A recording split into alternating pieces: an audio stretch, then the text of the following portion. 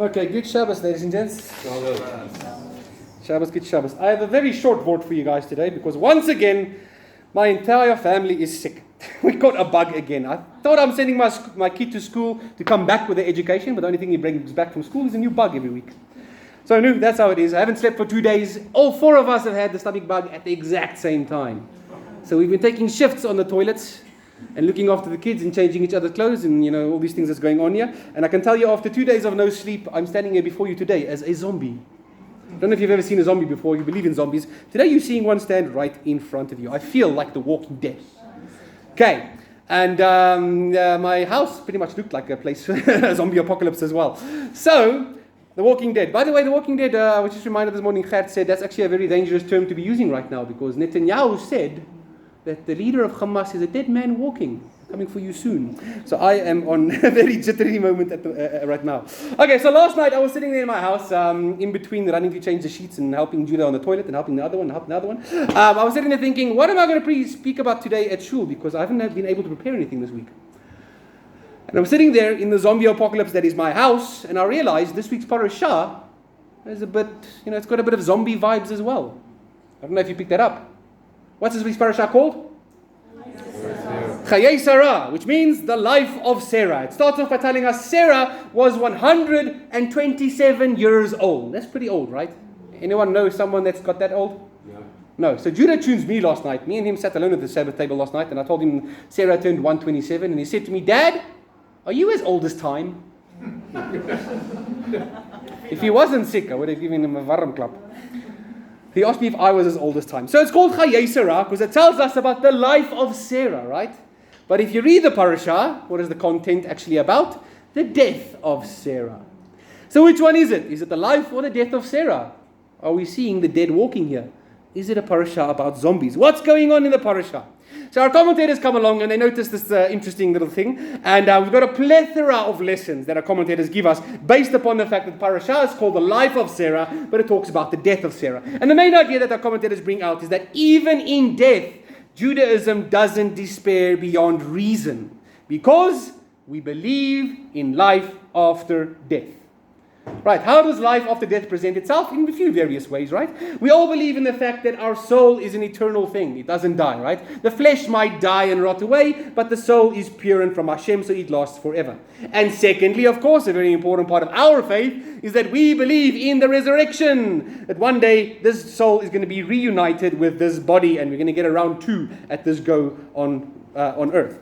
So this week's parashah then tells us, we just read it from the parashah, it says, Abraham arose from his dead, because he was sitting Shiva, right? He got up and he went to great lengths to purchase a burial place, the cave of Machpelah, in the land that was promised to him by Hashem. Why does he go to these great lengths to buy a burial cave or burial plot? Why doesn't he just dig a hole in the backyard? Why does he specifically make sure it's there in Machpelah, in the promised land? Because he believes that there is life that comes after death.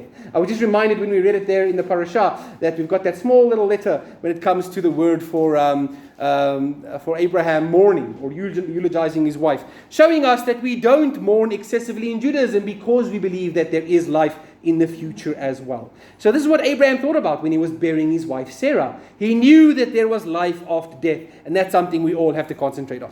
Now, as a side note, it's quite interesting. The Midrash Rabbah tells us that this is one of 3 places in the Bible where it specifically tells us about us purchasing land in the land of Israel. Jewish people purchasing land, so that in the future no one can come and dispute our ownership of the land. Doesn't stop them. But the Midrash Rabbah says it's this one, the purchasing of the cave of Machpelah, also David purchasing the Temple Mount, and thirdly was the purchase of Shechem. Remember we bought Shechem to bury old Joseph and Joseph's bones there in Shechem. Okay, so let's talk about living on after death. Right, let's get into the zombie theme, yeah? There's a way to live on after death before you even become resurrected that we learn from this week's parashah, and that is by what we leave behind. And also who we leave behind when we one day are buried 6 feet under. Sarah, our mother, is affectionately known as Sarah Imenu. We call her Sarah Imenu, Sarah, our mother.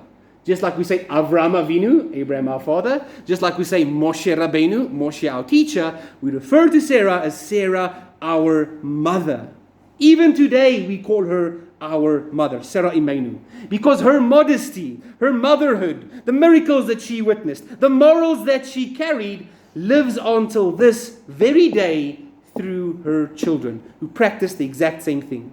And we learn lessons even from her, even today. Just like Yeshua said to some of those Pharisees, if you were indeed children of Abraham, you would do the deeds that Abraham did. So too, if we want to be called children of Sarah, we should do the deeds that Sarah did. This is how we keep a person's essence alive even after they have passed on. Because in Judaism, we've got this tradition that when someone passes on, we keep doing good deeds in their merit. Right? An example is the Kaddish, the mourner's Kaddish. We say the mourner's Kaddish in their merit. Tradition tells us it brings comfort to their soul as their soul is busy departing from this world. Another thing we do is, of course, we give tzedakah in their merit after they passed on as a comfort or a merit for their soul, because they taught us while they were still alive that we need to keep God's commandments. We need to show compassion to others. So we do that in their merit because that's what they taught us. That's the legacy that even though they're gone, is still a living legacy today. We remind ourselves of this every year on the day of their passing, or when we do the Yarzeit. We remind ourselves of this in every of the festivals, where we do the Yizkor prayers as well, that a person, the lessons they've taught us, are not dead and buried, even if their physical body is. And this is why the Talmud tells us a very interesting statement that we might have heard before. Wicked people are called dead even while they are alive. But the righteous people are called alive even after they are dead, because they live on. So people like Sarah Imenu, they live on well beyond the years of their life, so much so that to this very day, more than 3,000 years later, we are still learning lessons from Sarah. We're still calling her Sarah, our mother, Sarah Imenu. We still look at her as the pinnacle of what a person wants to become. And Paul tells us it's not only the children by flesh of Sarah that call her mother, but also the children by faith that call her the mother of all. Our Bat Mitzvah girl reminded us of this last week here in her speech, right?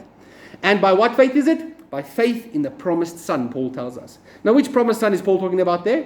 Of course, Isaac is the promised son that we talk about in the Torah, but Paul's taking it a bit further. He's saying by faith, today even, we've got people that are in faith, following the faith of Abraham and Sarah, because of their faith in another promised son, Yeshua. Yeshua was the ultimate promise of why God chose Isaac to be the promised son. And here we are today, where Yeshua and his followers also call Sarah Imenu, Sarah our mother. She is the mother of us all. So in the world today, think about this. There are 2.3 billion Christians. At least that's what I wrote on the paper. Okay, 2.3 billion Christians. Have any of them ever literally met Yeshua alive walking on this earth? Had a conversation with him here alive walking on earth? Before the 30 years that he spent on this earth, before he was crucified? No. Yet there are 2.3 billion people in this world that are following this guy that lived 2,000 years ago. That's amazing. Even after his death, people are claiming to be his disciples. And what does discipleship require? It requires us to be Christ-like, as Christ-like as possible. Discipleship literally means to imitate your teacher, to imitate your rabbi, to try and look as much as you can like him. And we're doing this with a guy that lived 2,000 years ago. That is what I call influence. Now, clearly, his spirit lives on in us. I guess it helps that he didn't stay dead for too long. Right? He got resurrected, and of course we know that he's alive and he entered into the presence of the Father. But he's not walking around here with us today, and yet we are still disciples of his 2,000 years later. He rose from the grave and became the first fruits of many to raise from the dead in the future. And that very act, that resurrection from the dead, where Yeshua was the first fruits, that is what Abraham thought of.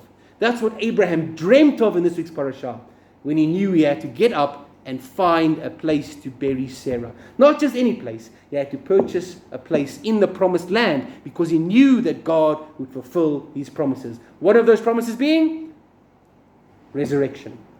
Resurrection to life once again. That was what was going through Abraham's mind at this parasha. So, where does that leave us? And our legacy. What are we going to leave behind for our kids? Are people going to be shouting our name and copying us 2,000 years from now? I hope not. Honestly, I've had enough. I don't want more people trying to mention my name. So the thing is, you don't necessarily have to be of the same stature as Abraham or Sarah. They are two of the greatest human beings to ever live on this world. And if you're aiming for that, good for you. But chances are you're probably not going to reach that level of fame. You don't have to have that fame, right? Because we know that a student who is fully trained becomes like his master. But you can never be greater than your teacher. This is what discipleship to Yeshua means as well. Yeshua is the head of the entire body. He's up there. So if we can't be as great as Abraham, can't be as great as Sarah, or even as Yeshua himself, the least we need to do is at least keep that chain going of keeping the deeds of Abraham, the deeds of Sarah, and the deeds of our Master Yeshua alive through our daily life and our actions. That is discipleship. So that's my message for today. Don't be like the dead while you are still alive. Don't be a zombie. Rather, live a life of discipleship to Yeshua. And even in your eventual death, when it does happen, you will gain eternal life. Because as we know, as we say here every Shabbat, you who cling to the Lord your God are all alive today. Shabbat Shalom.